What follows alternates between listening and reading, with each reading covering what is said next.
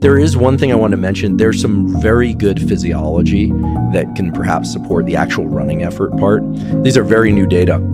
We have a study going on with David Spiegel at Stanford looking at how different patterns of breathing can affect heart rate variability.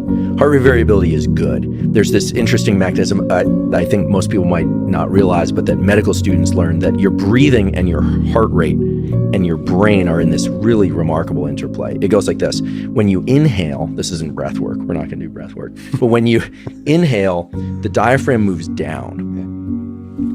The heart gets a little bigger because there's a little more space in the thoracic cavity. And as a consequence, blood flows a little bit more slowly through that larger volume. And there's a category of neurons, the sinoatrial node, that sees that recognizes that slower rate through that larger volume, sends a signal to the brainstem, and the brainstem sends a signal back to the heart to speed the heart up. So every time you inhale, you're speeding the heart up. When you exhale, the diaphragm moves up, the heart gets a little smaller, volume is smaller, blood flows more quickly through the heart, signal sent up to the brain, and the brain sends a signal back to slow the heart down. This is the basis of heart rate variability. So at any point, if you feel like your heart is racing and you feel like you're working too hard per unit of effort, focus on making your exhales longer or more intense than your inhales.